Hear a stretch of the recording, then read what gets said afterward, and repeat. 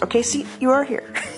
Good morning. God, I thought for like 5 minutes there I was talking to myself, and I was going to be like, well, I'll just turn it off then. Like, I don't have to record an audio. If there's nobody listening, I don't want to record it. Like, I'm not that motivated. Isn't it funny how, this isn't funny. Isn't it funny how as soon as there's at least one other person involved, you can be pulled forward in a way that when it's just you alone, you cannot? Do you understand that? Let me work that into the audio, shall I? This is Belle speaking. It's Saturday morning. It's 9:07. I'm in bed. I've been awake for about an hour, but I have not gotten up. I've actually, I think I have taken 4 steps, 4 total, which was to walk out into the living room and say, you boiled the kettle, but you haven't made the coffee yet, and then go back to bed. I have since then been served my decaf in bed, which I will now take a sip from while it is still hot, from my nice blue cup that cost $4 at the grocery store. I turned on the recording so that I could talk about resistance. And now, of course, I've done all that blah blah at the beginning, which I'm going to cut out. So let me start again. This is Belle speaking. It's Saturday morning. It's 9:08. I haven't gotten out of bed yet. My app says that I slept well, but I don't actually feel like I want to get up. Maybe those two things aren't actually related. I've been reading about the idea of resistance to doing large projects. And there's a book called The War of Art by Steven Pressfield, which lots of people have recommended to me because they say, oh, look, it's just like the Wolfie voice.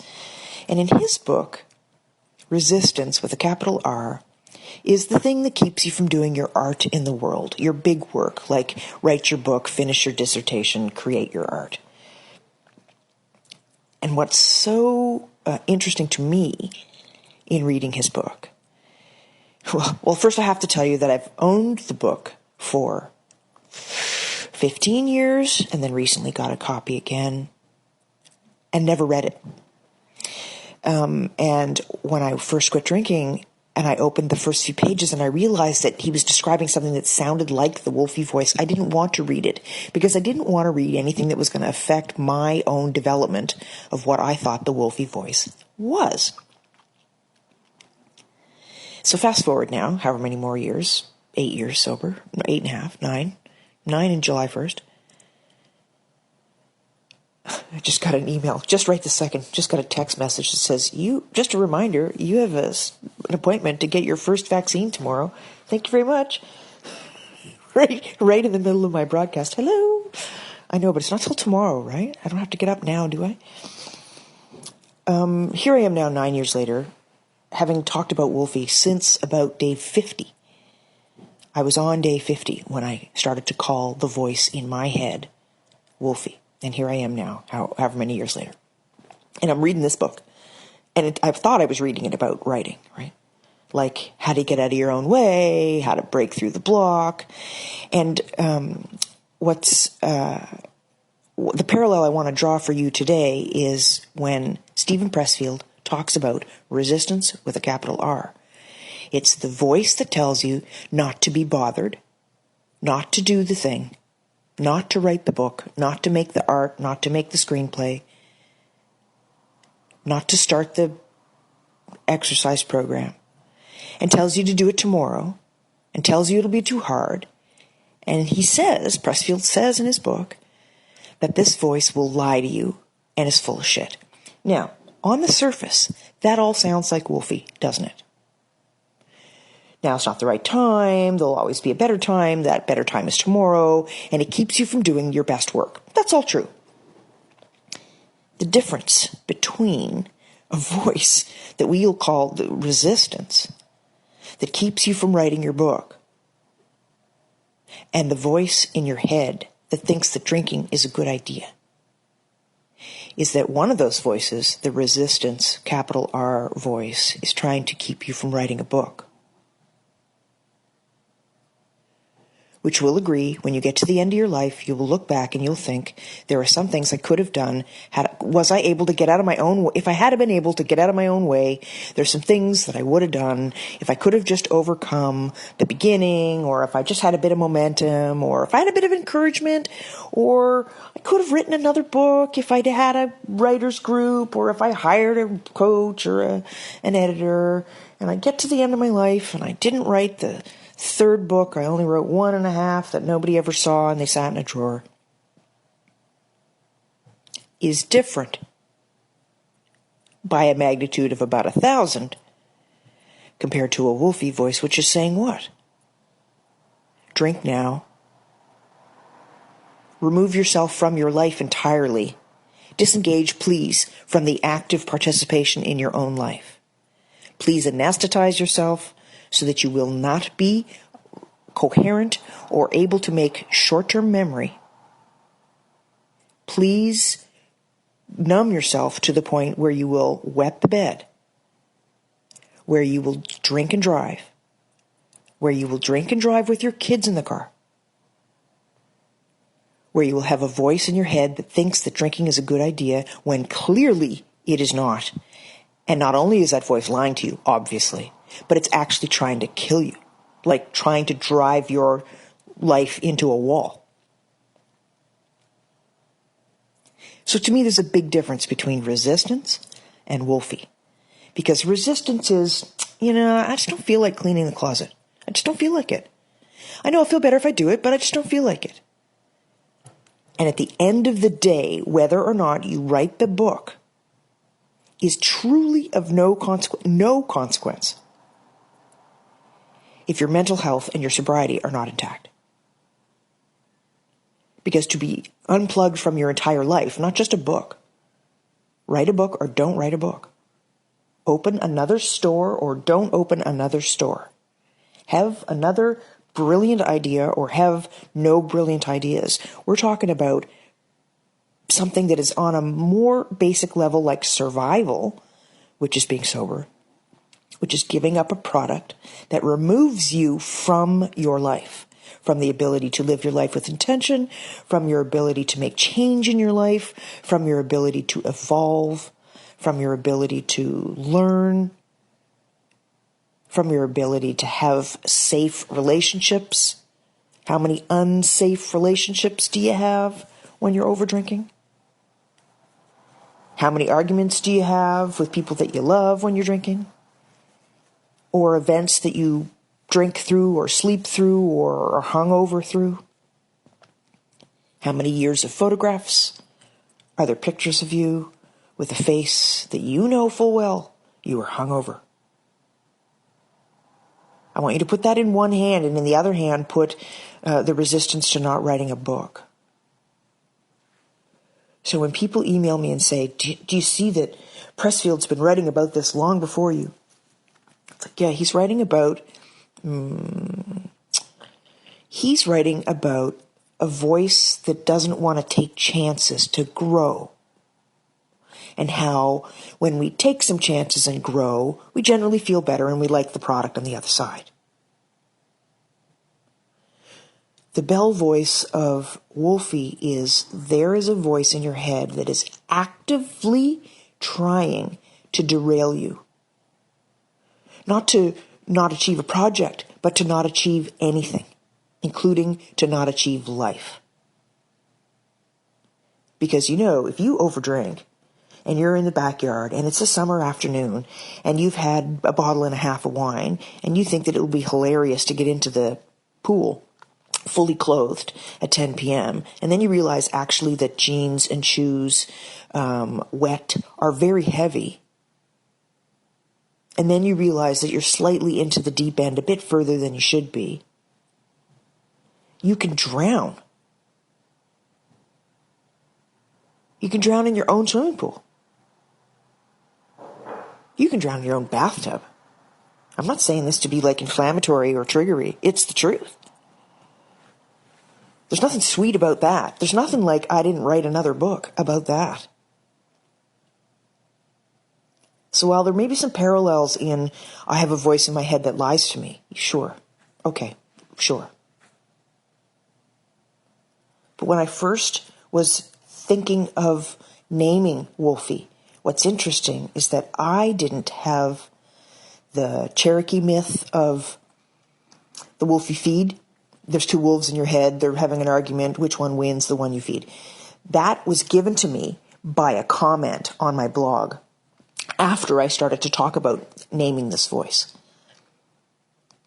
When I was starting to name the voice, do you know what I was thinking of? Little Red Riding Hood. And you're walking through the forest, going from your house to Grandma's house, and there is a wolf along the path that is trying to divert you from the path. And it is dressed up, looking like something benign, when it is really a cancer. It is really a wolf dressed in a red hood trying to lure you off the road. That's what I was thinking. Doesn't matter. Wolfie's Wolfie, right? Isn't it interesting also how there's a Wolfie in The Three Little Pigs? Somebody needs to do 4 sentences of research about the use of wolf in fables and fairy tales. In The Three Little Pigs, you're trying to construct a house, and depending on the materials that you use to construct your house, the wolf is going to blow it down. So if you create your sober momentum and strategy and support out of sticks and grass, it's going to be blown over by Wolfie at the first intersection. And if you build your house out of wood, the wolf will come to the door and huff and puff and blow your house down. As you fuck around with building a sober support system out of twigs. And yoga, nothing against yoga. And smoothies, nothing against smoothies. Thinking that those things are the things that are actually going to keep you from drinking. And in the third version of The Three Little Pigs, that the sober house is built out of stone, cement, with grout between the between the stones. And then there's a big wind and your house doesn't blow over. And of course, what do? We fuck around with building our sober supports out of grass.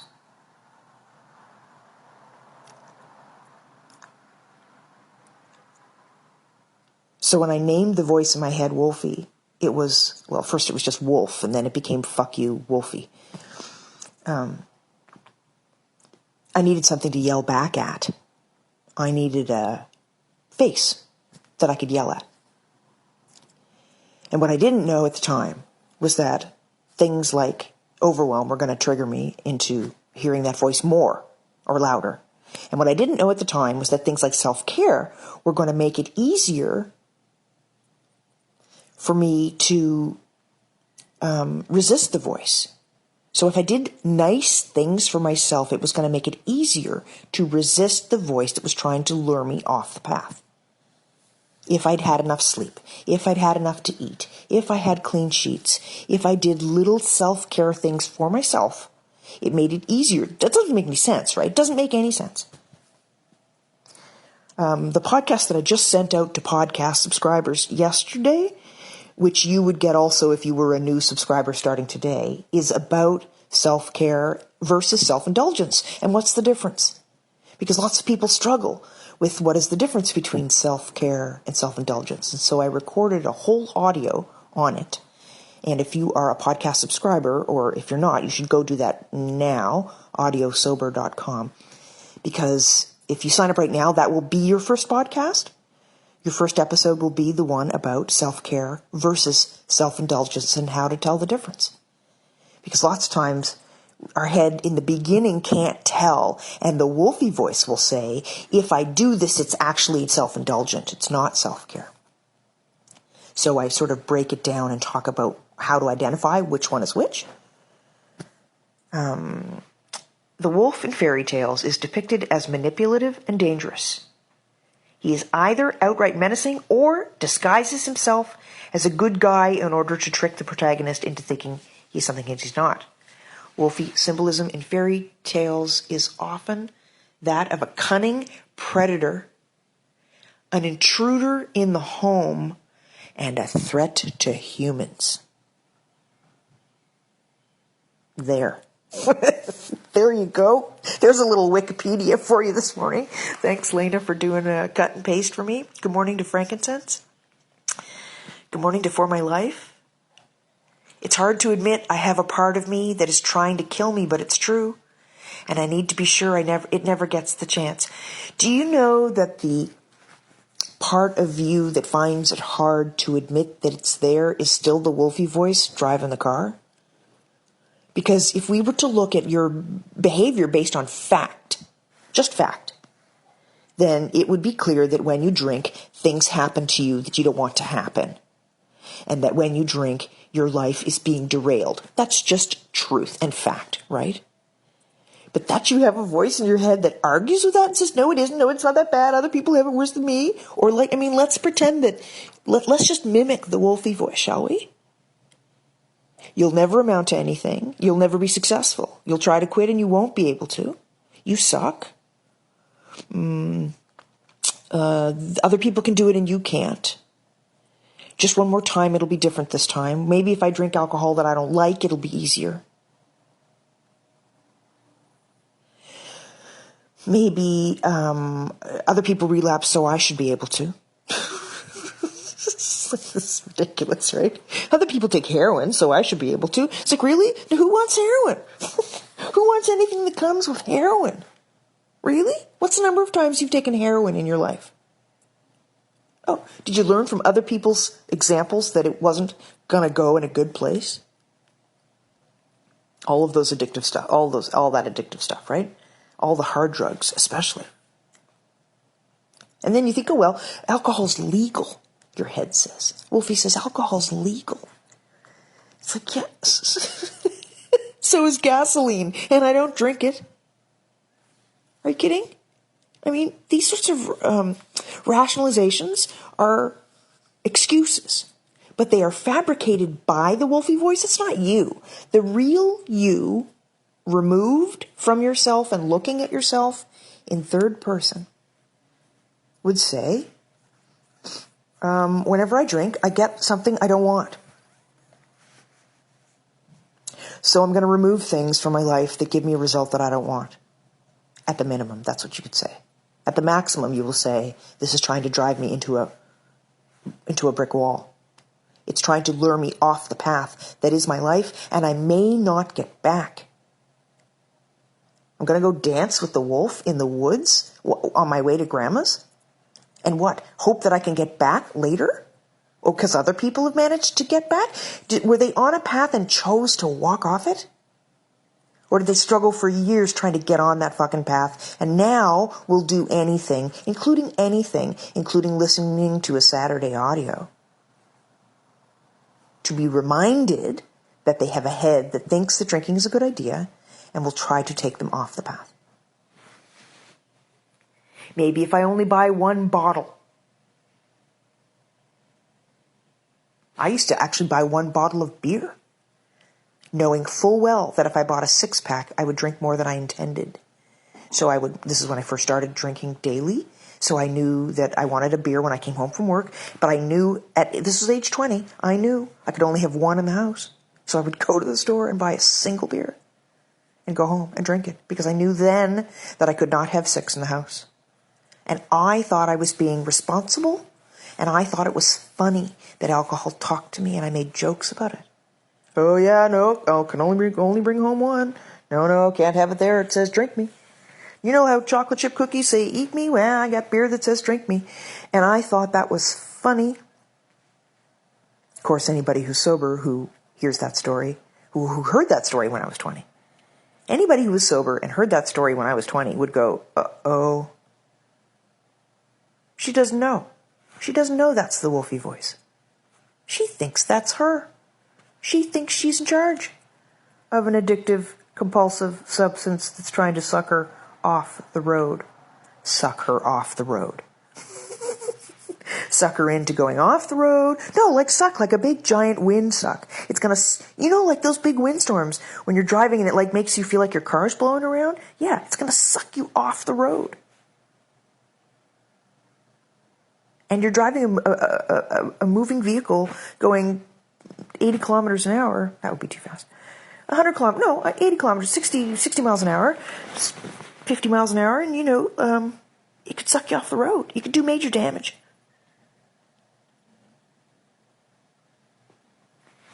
I appreciate you being here and listening to this, interrupting your Saturday morning to listen to this. I do. What I'll do is I will drag my ass out of bed at some point, download this audio, send it out as a 1-minute message, even though it's clearly not a minute. And I will add it to the Gumroad archives for podcast subscribers so that you have a link in a permanent place. And if you wanted to hear the podcast about self-care versus self-indulgence, it would be your first episode if you sign up probably sometime between now and, let's say, Sunday night. Because as soon as I send out the next one, then, of course, this will not be your first one. So for this to be your first one, the self-care, self-indulgence one, you would need to already be a subscriber, which would be best, or to be a subscriber right now between now and tomorrow. Audiosober.com for that part. And for this part, you're listening free. It'll be a 1-minute message, which is free, and I will include it in the podcast subscribers archive so you can hear it later.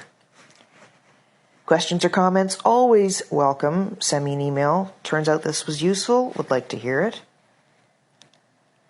I don't normally turn on the recording just like this, but some mornings when I'm lying in bed, I'm inspired.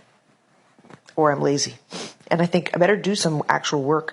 Otherwise, how am I going to justify lying in bed for another half an hour? And I'll leave you there. Thanks for being here. I'll talk to you soon. Okay, goodbye. Say bye.